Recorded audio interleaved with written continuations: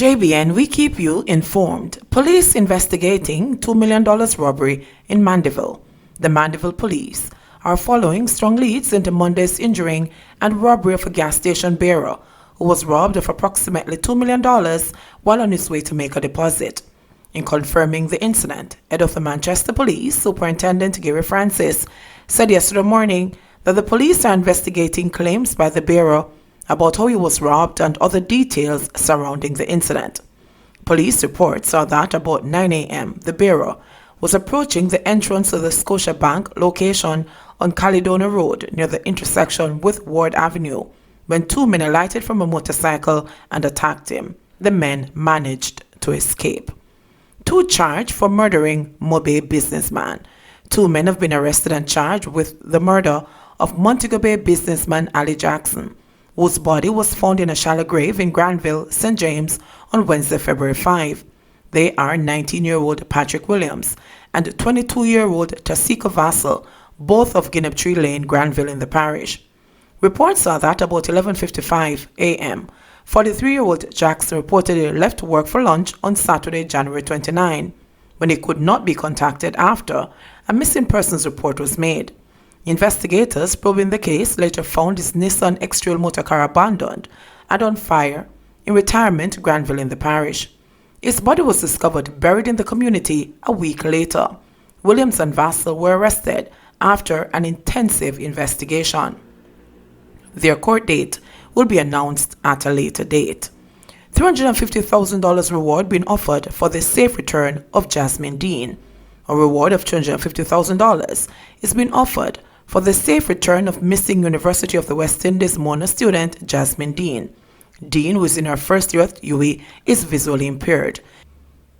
The university, members of the Bluedot Comuna and concerned citizens are offering the reward through Crime Stop. Deen was last seen on Thursday, February 27 in Papine, St. Andrew, wearing a white blouse and blue jeans. She is of brown complexion, slim build, and is about 4 feet 6 inches. If you have any information leading to the safe return of Jasmine Deen, please call Crime Stop at 311. Clarendon resident quarantined over possible exposure to coronavirus. A Clarendon resident has reportedly been quarantined over a possible exposure to the coronavirus. Mayor of Maypen, Winston Maraj, told a meeting of the Clarendon Municipal Corporation today that the individual presented with a high fever and is being given medical attention. He said that the local health department is responding to the situation. At a special Gleaner Editors Forum this morning, Chief Medical Officer Jacqueline Bissesa McKenzie indicated that health authorities are investigating possible suspected cases of the virus in Clarendon. Bissesa McKenzie disclosed that efforts to trace persons who may have come in contact with the first coronavirus patient have led the health authorities to the parish. The female patient returned to Jamaica on March 4 from the United Kingdom. She presented at hospital on Monday, March 9, after coming down with respiratory symptoms. She then tested positive for the virus. Meanwhile, Flow Jamaica is reporting that one of its technicians who may have been exposed to the first imported case of the novel coronavirus, COVID-19, has been quarantined. Flow says the technician is being monitored and tested by the Ministry of Health and Wellness. As a precautionary measure, the company says it has asked 4 additional team members who were in contact with the technician to work from home so as to self-isolate. It says the company is engaged in ongoing dialogue with ministry officials. Flow Jamaica says it will continue to keep its employees and customers informed on this matter as more information becomes available. The company adds that it is committed to doing everything in its power to ensure uninterrupted service to its clients during this unprecedented period to minimize any possible impact.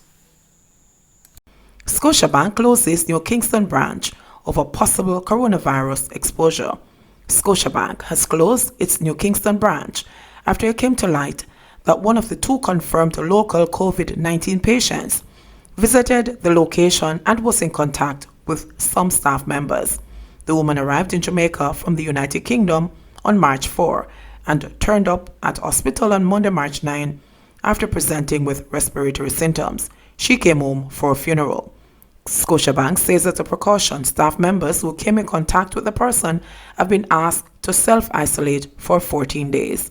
Additionally, it says it is working with the Ministry of Health and Wellness to test staff members and to ensure that all appropriate protocols are observed. Scotiabank says the branch will be professionally cleaned and disinfected and will not reopen until it believes it is safe to do so.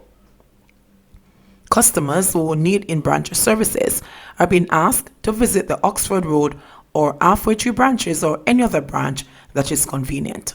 Schools closed for 14 days as Jamaica tackles COVID-19. Prime Minister Andrew Holness announced during a press conference Thursday that the government will be closing schools for 14 days effective Friday, March 13, in an effort to contain the spread of the novel coronavirus COVID-19 in the island. We will review this decision after 10 days. So the closure will begin tomorrow, which would have been a poor turnout day anyway. Parents will have Saturday and Sunday to make preparations for their children. Those schools without internet connectivity will have materials to distribute so they can continue their education at home, Holness said. He also announced that the Human Employment and Resource Training National Service Training Agency ART NSTA Trust would be suspending its programs for 14 days as well. All of ART's community-based training programs and all Hope training programs will be closed. We will update after 10 days whether it will be extended or not, Holness said. Meanwhile, the State Minister for Education, Orlando Terrelong, said the regional directors have met with board chairmen and the school principals, and the ministry will be making preparations to continue training online. Tomorrow, Friday, we start training 180 teachers in our online platform so that they'll be able to give lessons online, in particular as it relates to our PEP students, Terrelong stated. He said that all PEP examination work programs and practice activities are available on the ministry's website, and Acting Permanent Secretary in the Education Ministry, Grace McLean, advised that the ministry is in the process of reviewing the schedule for PEP. Regarding the upcoming PEP exam, McLean said the ministry has the capacity to postpone this assessment and to make a determination later depending on the number of days that the students are going to be out. So we will assess after the next 14 days, and based on what happens, then we may make a decision for the postponement of the assessment to take place in April, McLean said. We are committed, however, to ensuring that whatever happens, that the students will get an opportunity to sit, and in cases where they are not able to sit all 3 sets of papers, we have already done one, and we have their grade 5 assessment that could also be utilized in this specific case, she said. Earlier Thursday, anxious parents descended on the Holy Childhood High School for Girls to pick up their children after an urgent email sent out by the school's administrators. An email sent out by the principal, Sister Maxine McIntosh, advised parents to pick up their children after it emerged that one of the students had been in contact with one of the 2 confirmed cases of COVID-19 in the island. Please be advised that classes will be suspended at 10:40 a.m. today in order to facilitate the sanitation of the campus. School will reopen tomorrow. Please make arrangements for the safe transportation of your daughter or ward. Please note that this is not a notice of closure of school. Classes will resume tomorrow at the usual 7:30 a.m., the email advised. This particular correspondence preceded the directives from the government and the Ministry of Education, Youth and Culture that all schools will be closed for 14 days effective Friday. Virus business boom cleans up profits. A day after the confirmation of Jamaica's first coronavirus patient, several merchants of bulk chemicals and other cleaning agents have been swamped with customers hunting essentials. At Island Products Bulk Chemicals in Pembroke Hall, St. Andrew yesterday, retailers welcomed the buying euphoria COVID-19 brought, while others expressed concern about widespread scarcity of stock. Local manufacturers are having a challenge, first and foremost. Before coronavirus, people were requesting big-name brands like Lysol, but because those are scarce, they are leaning towards local manufacturers like myself, a manufacturer of hand sanitizer said.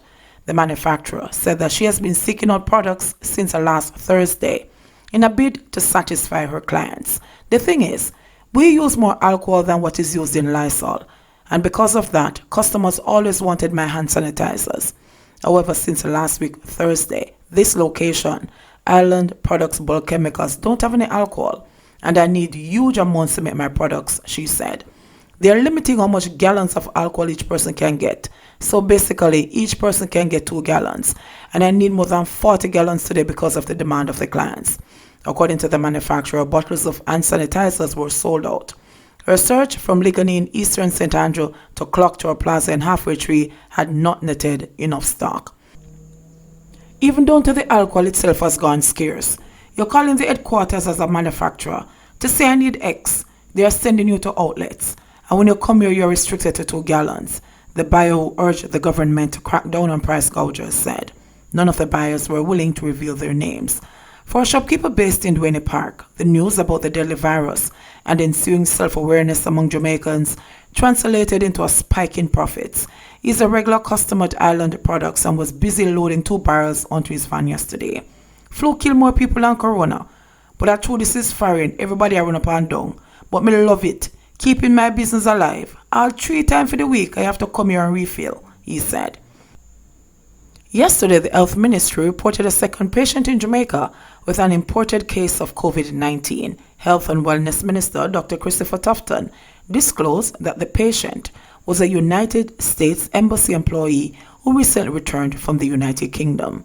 The World Health Organization, WHO, also declared COVID-19 a pandemic yesterday.